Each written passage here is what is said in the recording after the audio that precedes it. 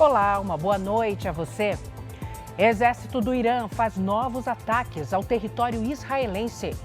Polícia Federal aponta responsabilidade criminal do ex-presidente Bolsonaro no caso da ABIN paralela. Temporais causam estragos em mais de 30 cidades no Rio Grande do Sul. O Jornal da Record já está no ar.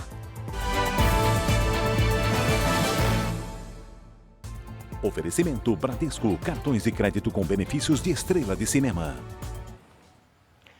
O exército iraniano voltou a atacar Israel na madrugada desta quarta-feira.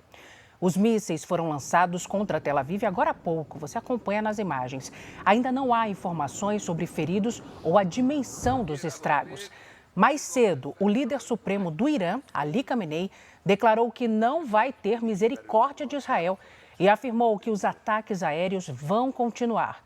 A Embaixada dos Estados Unidos em Jerusalém suspendeu as atividades pelo menos até sexta-feira por causa dos confrontos. E por causa do conflito, Israel e Irã fecharam os espaços aéreos. Companhias aéreas foram obrigadas a cancelar voos com destino a países da região com medo de mísseis e foguetes. As alterações afetam milhares de pessoas que tinham viagem marcada.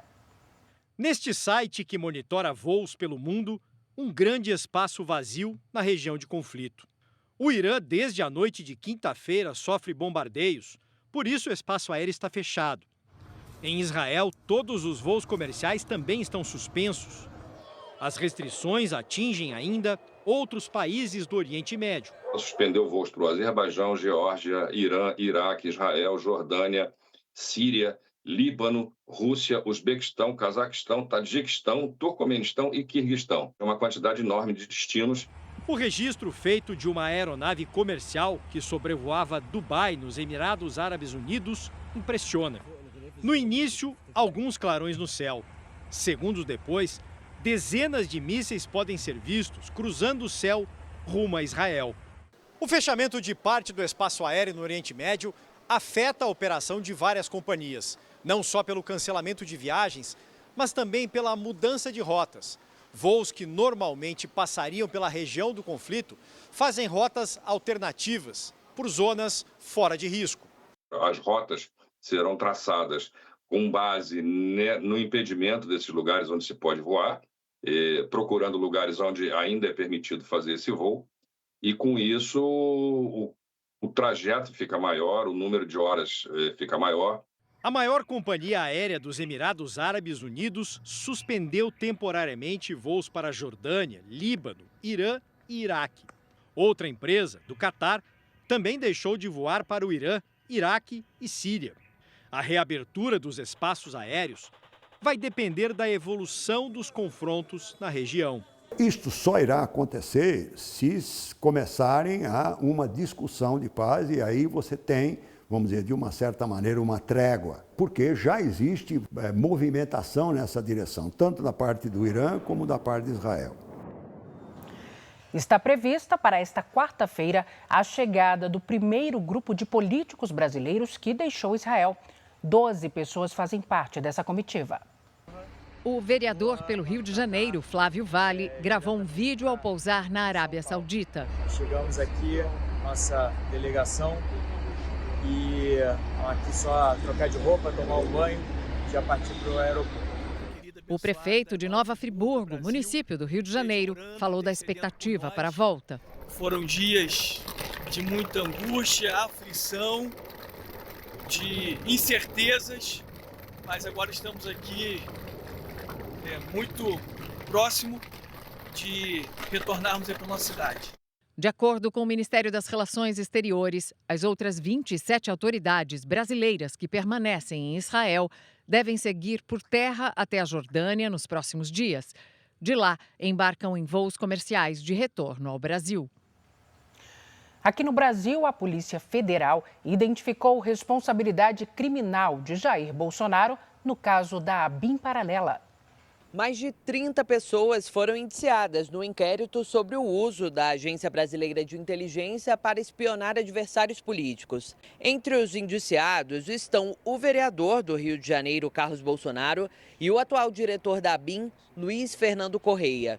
Eles negam as acusações. Jair Bolsonaro não foi relacionado porque já responde por organização criminosa na ação da suposta tentativa de golpe de Estado. A Polícia Federal entendeu que cabe à Procuradoria-Geral da República definir se os casos estão conectados. Se for considerado que as investigações têm relação entre si, Bolsonaro não pode responder 2 vezes pelo mesmo crime.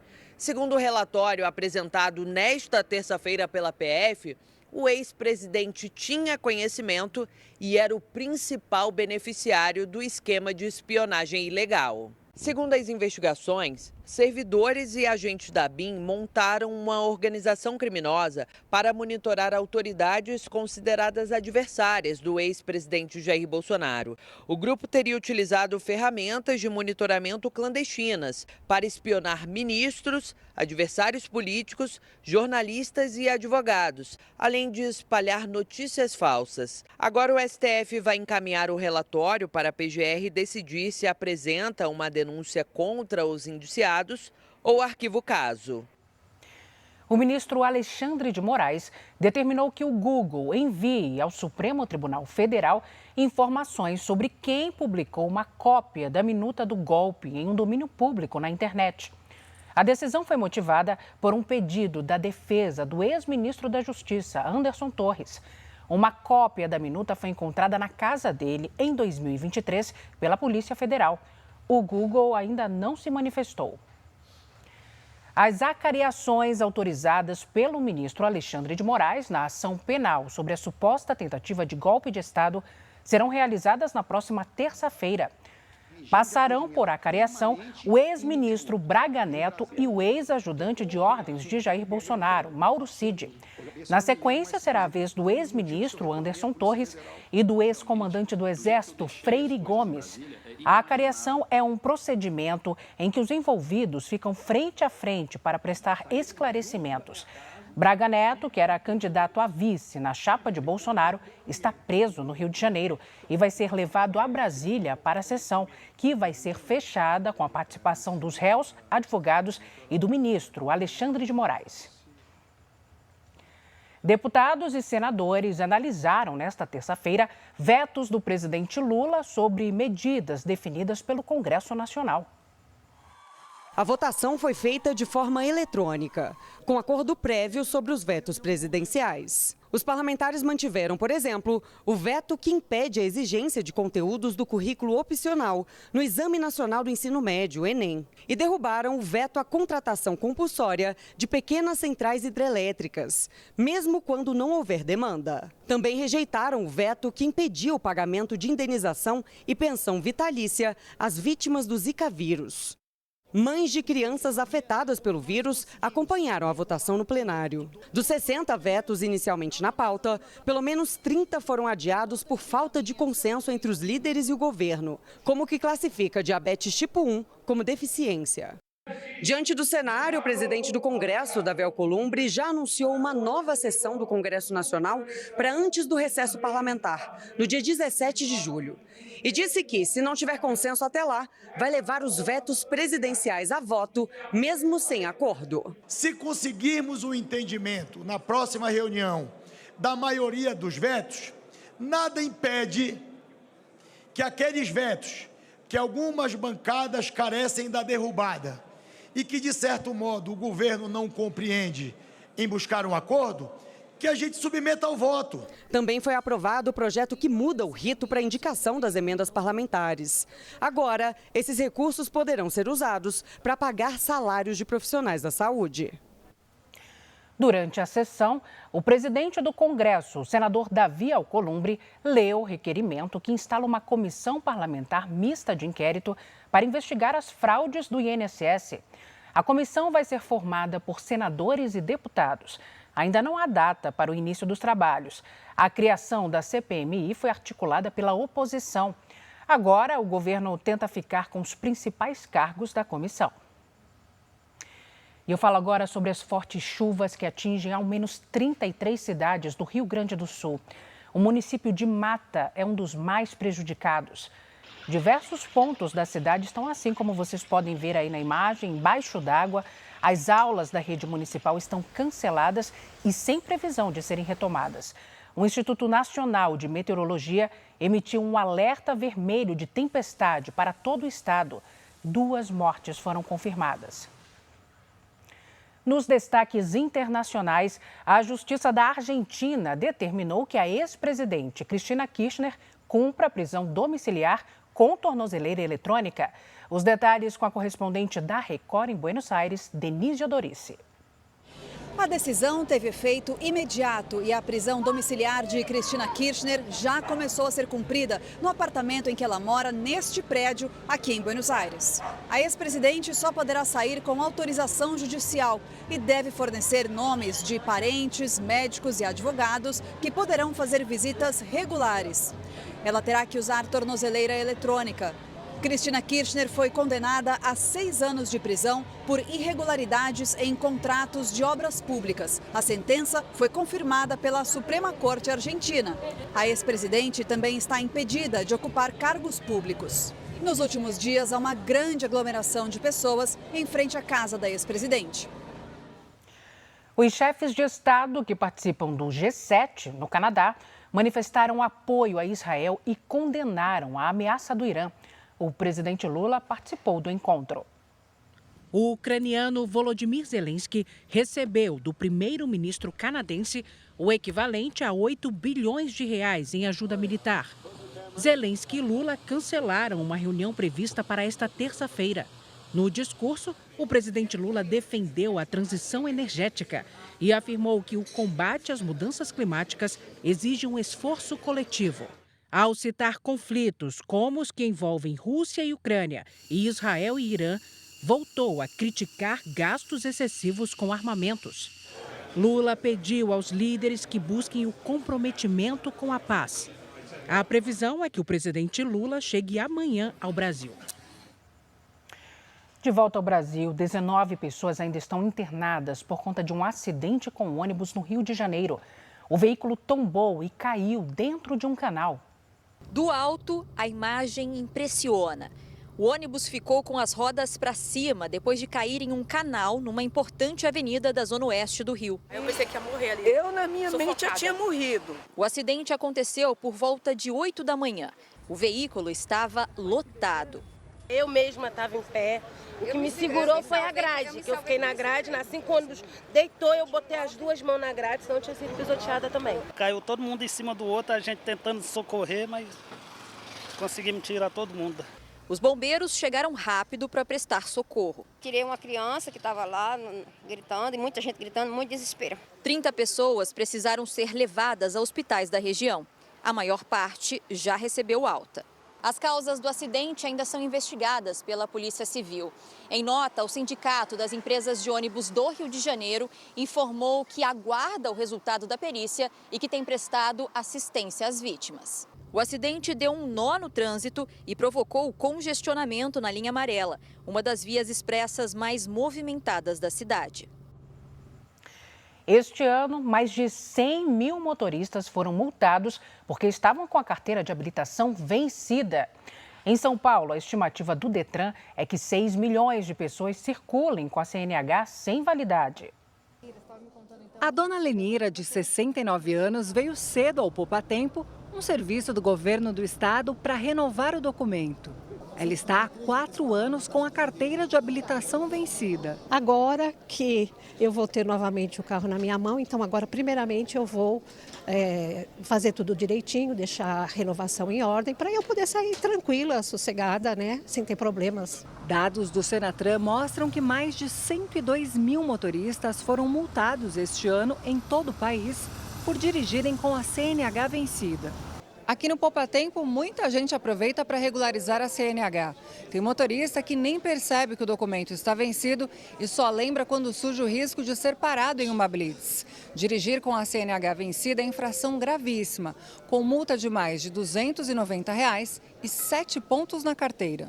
Segundo o Detran de São Paulo, o estado tem 26 milhões de condutores. Destes, cerca de 6 milhões estão com a CNH vencida. O cidadão, desde 2023, ele pode a qualquer momento renovar o documento. Ele não precisa esperar os 30 dias antes do vencimento para iniciar o processo. O motorista tem a opção de renovar o documento pelo site do Detran e agendar os exames médicos. E no caso de exercer atividade remunerada com o veículo, passar por avaliação psicológica. Depois de concluir o processo, a CNH digital fica disponível em até 24 horas. Quem tem até 49 anos pode ter até 10 anos de validade desse documento. Quem tem mais de 70 anos pode ter até 3 anos de validade de documento. Esse prazo de validade, ele é um prazo máximo, ou seja, o médico ele pode, numa avaliação dele, entender que por uma deficiência física, uma mobilidade reduzida que ele possua, reduzir esse prazo máximo de validade. Faltam chefes e ajudantes de cozinha no mercado. É o que mostra uma pesquisa da Associação Brasileira de Bares e Restaurantes.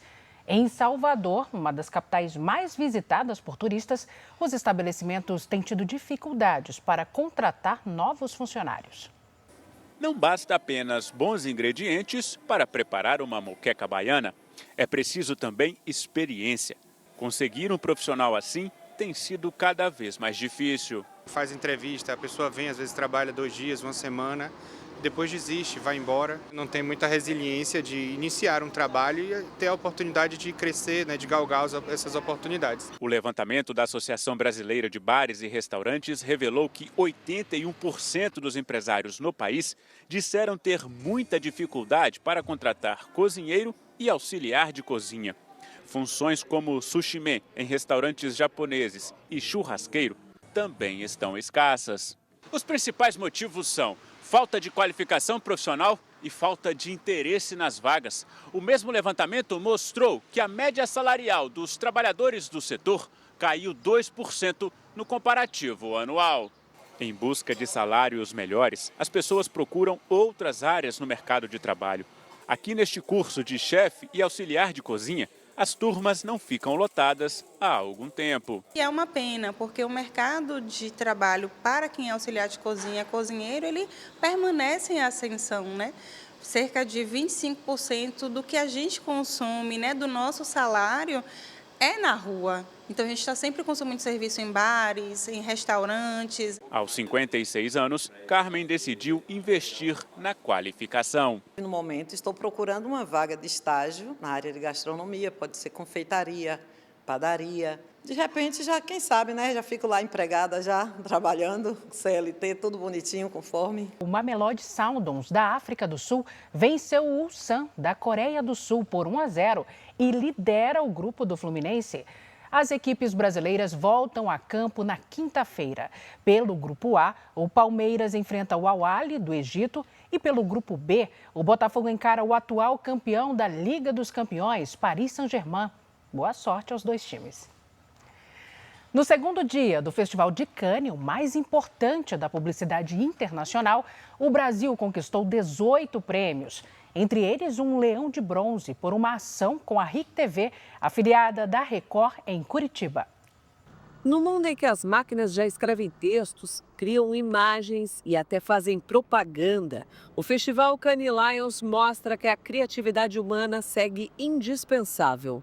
No segundo dia de evento, o autor do best-seller The Coming Wave, A Onda que Está Chegando, Mustafa Suleyman, destacou que a inteligência artificial não é o fim da criação, mas o começo de uma nova era. Para o executivo de uma das maiores empresas de tecnologia, a qualidade será o grande diferencial nesse novo cenário.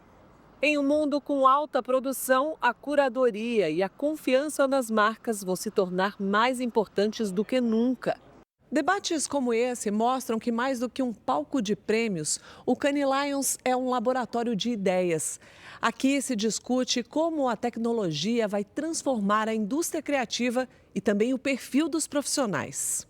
O co-presidente de uma das maiores agências de publicidade do Brasil, Márcio Santoro, conversou sobre esse assunto com Zizo Papa, nosso parceiro na cobertura em Cannes. Vão revolucionar, estão revolucionando a questão da produção, etc.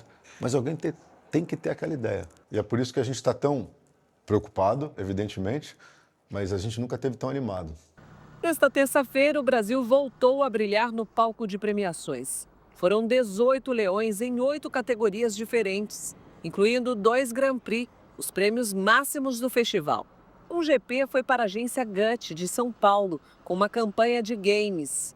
A empresa também conquistou um leão de bronze pela ação criada em parceria com a RIC TV, afiliada da Record em Curitiba, que transformou a chuva de papel picado da vitória do Clube de Futebol Operário no Campeonato Paranaense em cupons de desconto. A gente conseguiu viabilizar com a Record no Campeonato Paranaense, na final do Paranaense. E cara, assim, você tem uma ideia local do Campeonato Paranaense, na final do Paranaense, ganhando um leão no Festival de Cannes, é muito massa, sabe? Em um dos encontros de grandes empresas em Cannes, o superintendente comercial multiplataforma da Record, Alarico Naves, comemorou o resultado. Momento maravilhoso, né? Acho que é o reconhecimento máximo. Imagina um investimento local que vai para o Brasil e é reconhecido pelo mundo. A GUT, o Mercado Livre, está de parabéns por todo esse trabalho de um território que a gente tem investido com tanta qualidade. É mostrar que a Record está nessa linha, né, de inovação, de criatividade, flexibilidade, de trazer novos negócios e resultados como esse, resultado que já foi reconhecido. Até aqui, o Brasil já soma 38 leões e ainda tem chance de aumentar esse número até sexta-feira. E este foi o Jornal da Record. Ouça essa e as outras edições dos boletins JR 24 horas, também nas plataformas de áudio. Agora você fica com Fala Que Eu Te Escuto. Uma boa noite para você. Cuide-se. Tchau.